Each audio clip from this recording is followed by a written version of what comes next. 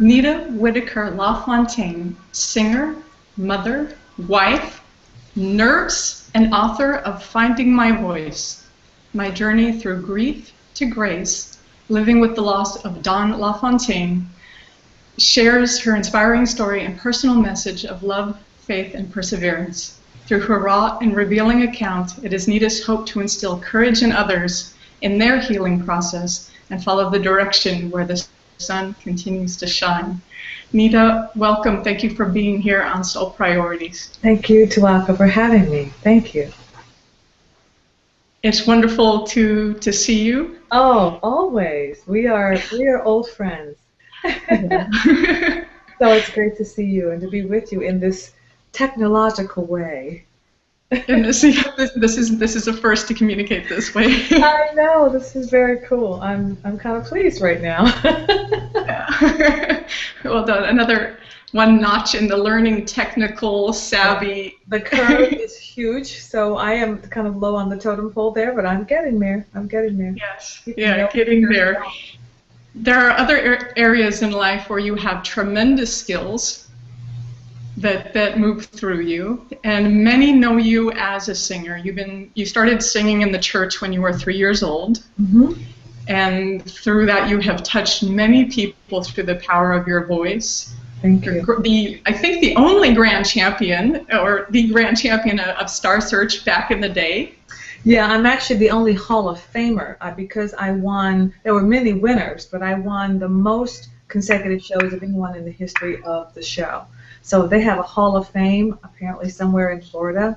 I haven't seen it, but I'm told, because they sent this award to me, that I'm the Hall of Fame Grand Champion Female winner. Okay, all right. Suffice to say that your joy of singing has carried you, and through your craft and your heart, you have lifted the spirits of many through the power of your voice. Thank you. Thank you. That's a lovely thing to say. Thank you. Yeah, just saying it how it is, Nita. Well, I love it so much, and it's, for me, singing is vital. It is as vital as breathing is, because it's something that's so organic for me since I've done it since I can remember.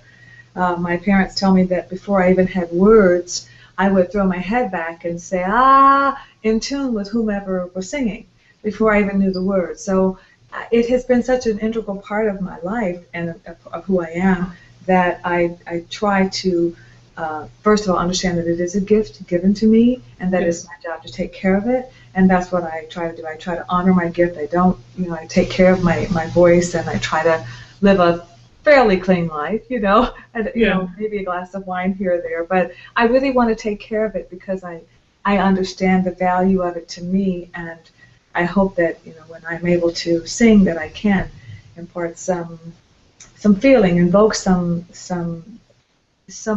happiness or some moment of loveliness for the recipients. Yeah. Yeah, I can be speechless for a few moments here and take that in, but we're also on the air, enjoying this conversation. Goosebumps. Goosebumps. So this, anybody that's listening or that's new to you can appreciate the power of healing through music, and if they experience you in a concert, or even right now on The Winner Is, which is on NBC, that you're there with one of your progeny singing for that. Babies, yeah, it's thrilling. It is thrilling. I can't tell you, to sing with her, to watch her grow from this stumbling bundle of energy that just needed me to do everything for her, to this young lady who has opinions and has a path and has ambition, and who has, as both of my children do, it's phenomenal. And to stand beside her on the stage, I'm so filled with pride and so filled with love for her, for both of them. But because that moment, it was one that we shared, and the three of us sing together also, but that moment was just me and Lucy, and she's my youngest, and it was just, I would look at her sometime and just be brimming, because I would look at it with such pride at the singer she's becoming, the young lady she already is, and the young woman she's going to become as she continues to mature into herself. It's quite a moment for a parent to not just sit in the audience and watch her perform, which is also thrilling, but to stand beside her. It was a real lovely moment for me. Yeah. For you, for her, for the entire family. And one thing I know from heart, I know from observation, I know from intuition, I know from firsthand experience, watching your family grow, is some of the bonds of your family do come through your faith, do come with love, do come from the friendships that you develop. So even though you're mom, you grant space to your children to become who they're meant to be, and their father, the late great, what's that? My beloved Don. Yeah. Our beloved Don. Your beloved Don. We loved him too. Yes. We loved you. Yeah. Love is eternal. I feel him here, and very present in the house. So Don LaFontaine, for those who may know his voice but not recognize his name, he also used his voice to bring joy and to evoke messages in a way that really put his thumbprint, or his sonic print, I should say, in the entire movie industry. And Don was the voice-over king, and your best friend and your husband, your pal, your running mate, your... Yeah, he was it. He was my prince. He was my prince. They say it, a king of voiceover, but a prince of a man. Yeah. And that he really was. I couldn't ask for a better mate, a husband. He was so attentive and loving and doting, and just showered me with love. And I always felt adored. I think it's how every woman should feel. I felt adored. He thought me wonderful. And how special. I see these talk shows, and the relationship that we had was so unique and so special to us, but also, and I'm finding it was to other people who were looking at us. Yeah. And I didn't really take that in. I just was we always felt so blessed and so grateful that we had found each other in this big city, that we found each other. Yeah. And then we made a family. But he was also a terrific dad, not just to our girls, but he fathered a lot of people and mentored a lot of people. That was part of his mission in life. He wanted, because he knew, he learned, he wanted to share. You teach. Yeah. That was such an integral part of him. He was always teaching and wanting to share and wanting to learn and share what he knew and what he had with others. And it just wasn't a small circle. There was this story about, I heard the story, there's two kinds of people. There are reservoir people and river people. The reservoir people get their blessings and they just keep it in a small circle, and they just kind of give to their own. And the river people get their blessings and let it flow downstream to whomever gets it. Don was a river people. Yeah. And I think it's something we can all work toward, being river people, so that we don't live so closed. We live our lives with our arms wide open. So I'm inspired by him. I'm inspired by what he showed me and how he loved us, and how his legacy of work is untouched and will never be matched. He was a one of a kind. It really broke the mold when they made Don LaFontaine. Yeah. Boy, I when I was smart enough to marry him. Yes. Yeah, he was quite a being. Quite a beautiful being, just a comet in our space, and just lit up wherever he was. Yeah. There's never enough time, but I'm grateful for what we had.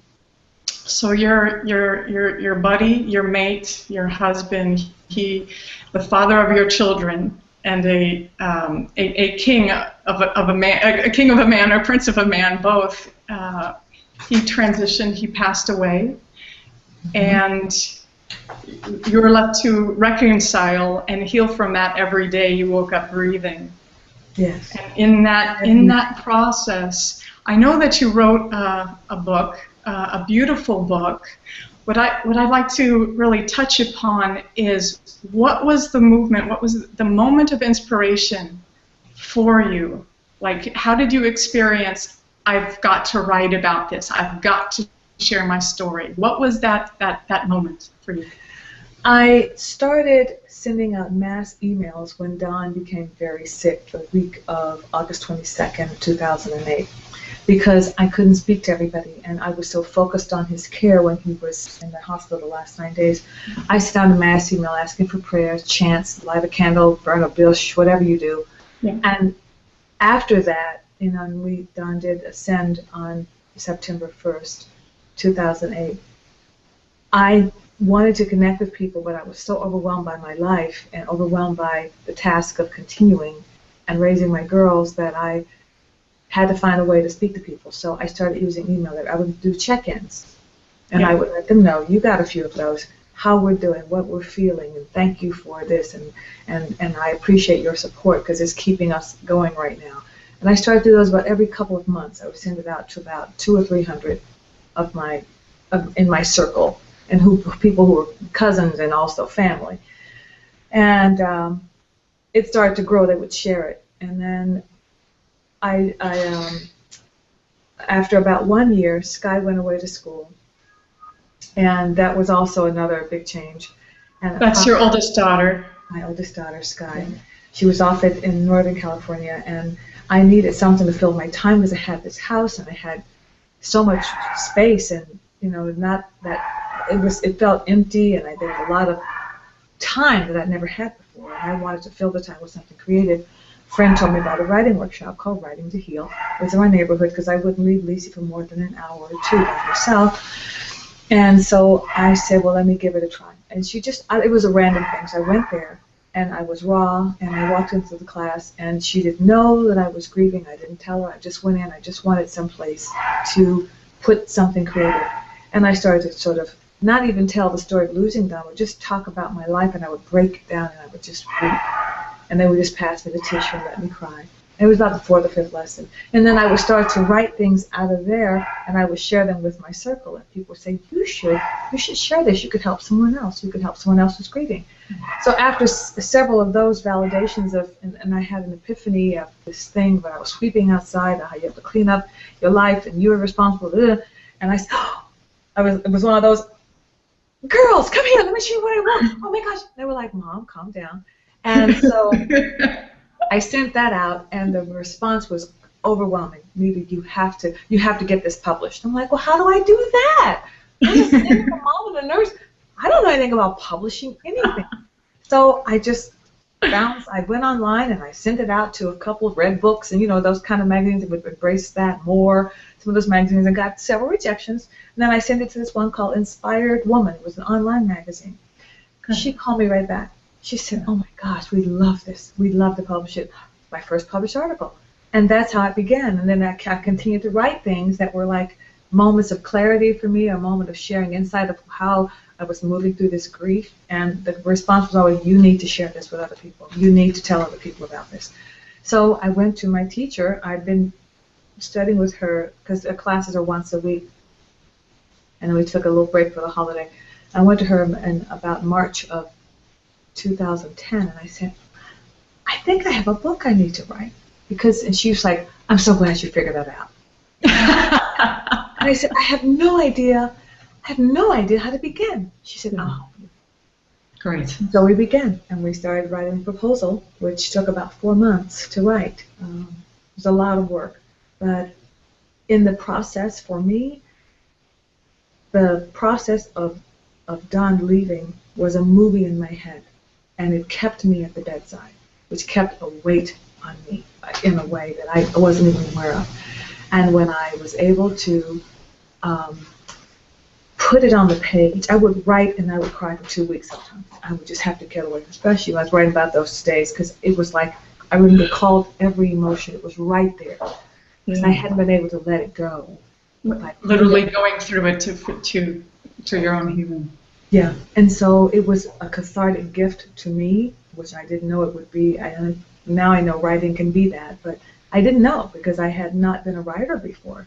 Yeah. But I just knew that people would always tell me I had a way with words, but you know, I'm just a chatty Cathy, so I just thought, you know, I just talk a lot. Yeah. But the process was great, and I found a wonderful editor and book designer, and off we went.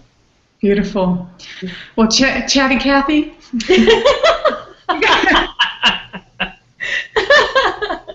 we gotta have you back, because there's much more to say about this in your nonprofit and to share. But in terms of sharing your book, yes. People can go to nitawhitaker.com, and there's a link on there that takes them to Amazon, and they can pick that up. Yes. It's also downloadable. They want to download it on their iPad, so you can go to Amazon. It is downloadable as well.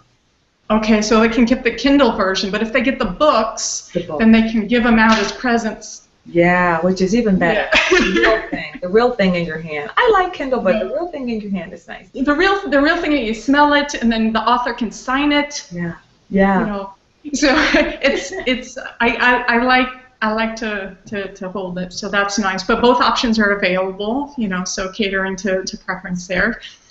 They can do that. Closing with, because I know we got to go, but we'll meet soon.